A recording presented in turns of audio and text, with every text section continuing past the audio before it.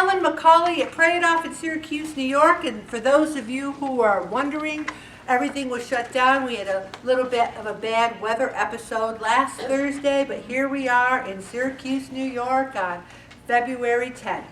And we talked a little bit when we were going over our Bible reading about during the pandemic and losing some hope and feeling that a weight loss journey is so, it's just like some days are so hopeless.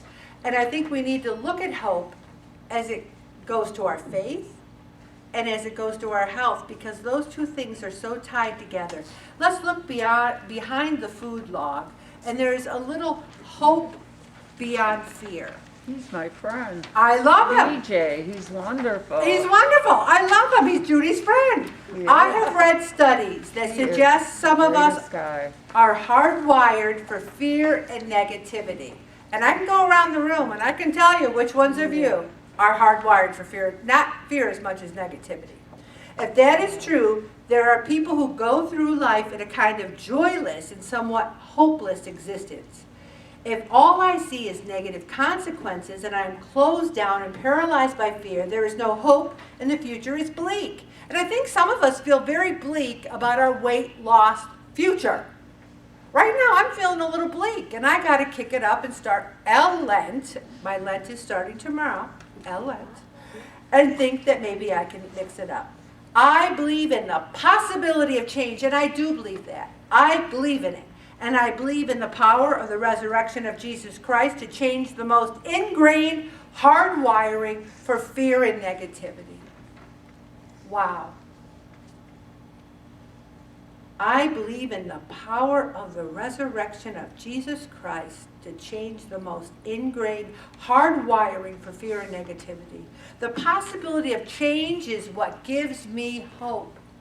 I am no longer afraid of change. I want to embrace it. I'm excited about it. What can I do to change?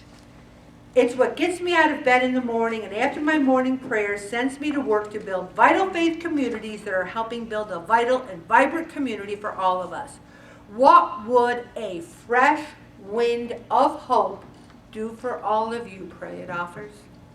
And I love this quote. Most of the people who have successfully lost large amounts of weight are people who have kept on trying when there seemed to be no hope at all. Beautiful quote. Kept on trying when there's no hope. And you know, I love using the Olympics.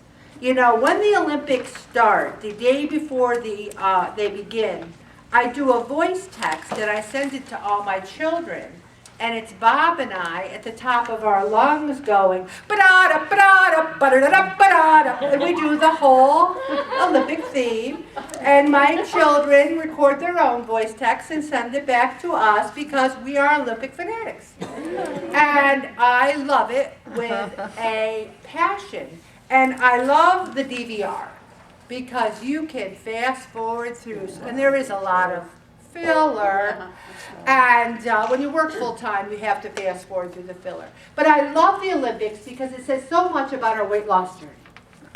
I mean, only a few people get the medals.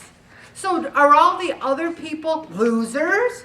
Are they failures? Is everything they've done in vain, all the sacrifices?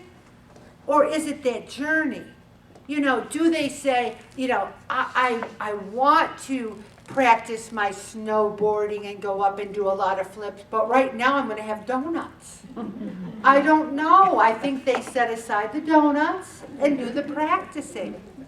So I think we really need to look at our weight loss, especially if we're in a rut, which a lot of us are, and think of it as trying to win an Olympic medal. I said the first week that on the last meeting day, and what is that date again? It's June 23rd. Imagine there's a podium, and I'm going to put that gold medal around your neck. Is it going to be 10 pounds, 20, 30? And you can imagine yourself coming forward. And the crowd is going, wow, wow. And you go home and you say to your family members, I did it. Here's my Olympic gold. I'm going to do medals this time. We need to have something to look forward to, and that's June 23rd. And I love to look at hope and think about first our faith, because really that's what we're supposed to be doing. I don't know if we do that enough. I know I didn't prior to Pray It Off. I wasn't thinking about my faith journey. I was thinking about getting through each day and fighting these battles. But do we work towards heaven each day? Because faith reveals God's plan for our lives. And hope is the virtue whereby the individual strives for heaven as something which is possible but not guaranteed. There's a lot of people, a lot of Pentecostals, and I hope they don't get mad if I say this, who thinks once you're born again, your ticket's stamped for heaven. And the Catholic Church is like, oh no, wait a minute. What about your works? What about mortal sin? What about having that cleansed off? Because you can believe, and many people do, and you still, it's a trial. We're on a journey. We're going to make mistakes. And we have to be forgiven for those sins, and plus, we need to help other people. None of us were created in a vacuum, and that's why the isolation was so bad for us in the pandemic. We were made to commune like this.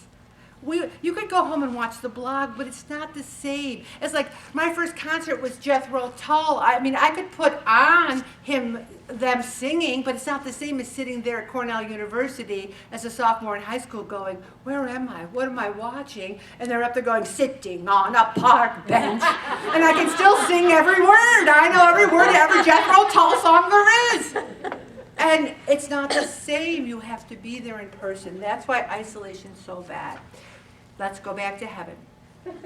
We need to, because I believe there's rock and roll in heaven, I do. We need to pursue God to go to heaven. And the people whose eyes are fixed on heaven are the ones who do the most good on this earth. People who aren't strong in their faith love to bring up the Catholic Church scandal. They love to bring up every bad thing.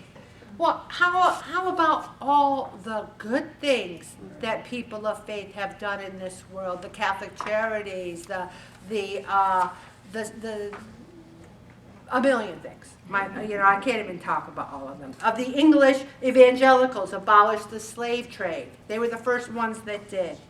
So if we really want to make a difference in this world, we have to fill that empty hole in our hearts with God and with helping people. Not with food and snacks. I tried that. I tried the chips and the dips and all that. And God was saying, I am here to fill that hole. And a lot of people, they can't just imagine what heaven is like. And next week, the topic's on being bored. And what do? You overeat because you're bored. And I've never done that topic, ever. In the 13 years I've done Pray It Off, or maybe longer, I don't know how many years I've been doing it, I've never done that topic because I've never been bored. So a couple of people wrote in the ideas, could you talk about overeating because you're bored? And I'm like, wow, I don't need to have it be one of the things that I do to talk about it here. And I did some research, and it's very interesting. And there's a lot of people who think going to heaven might be boring, or being good is boring. What? Being good is boring, so what? You can't take drugs? You can't drink so much you throw up? You can't cheat on your taxes? What are we giving up that's so boring and so bad? And if God says that heaven is going to be the best thing ever, we have to believe it's going to be the best thing ever. We just have to believe it. And then so many people say, I'm too weak, I'm too sinful, why bother anymore? And I think we do that about... I got an email from a Pray It Offer tonight, and they said, I just can't do it anymore. I'm going to stop and come back in the fall, hopefully. I understand that. There were times that if I didn't run this meeting, I would throw in the towel. We all want to give up certain times. We're like, well, this is hard. It's one of the hardest things in the world to lose weight and keep it off. And we're doing it together. And sometimes it's attractive to be in despair. Poor me, I try so hard to lose weight and I can't. And then you just feel sorry for yourself. And it's like, I work so hard, I try so hard. And then when you stop and think about it, you think, well, I did have quite a few nuts, and they were salted nuts. Or I did have that lasagna, but that was on Saturday, and I should have probably worked off that garlic bread by now. When you really stop and think about it, sometimes you just feel despair when you really shouldn't.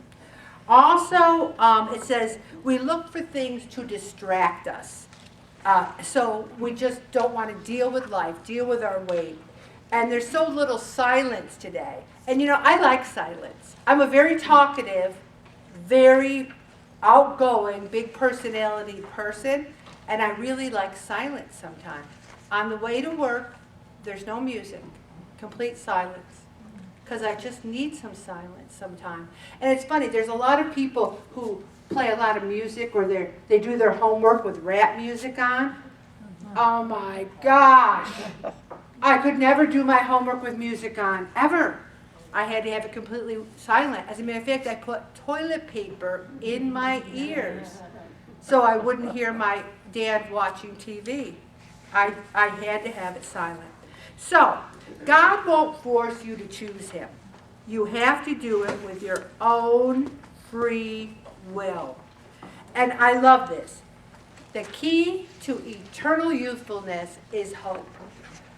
How many people go back to college in their 70s? How's that for hope? How about learning a new language or starting a new skill?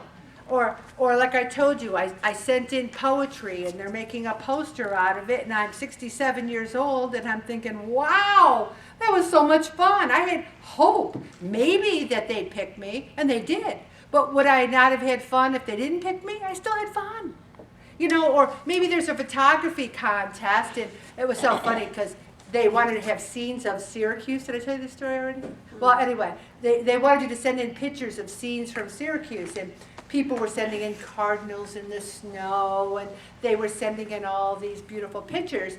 And I saw this like face mask laying in the snow, and I took a picture of it, because to me, that's a scene from Syracuse, you know. I never saw a littered face mask 2 years ago. Did anybody else? But I don't think they're going to pick that one. I'm going to stop right there.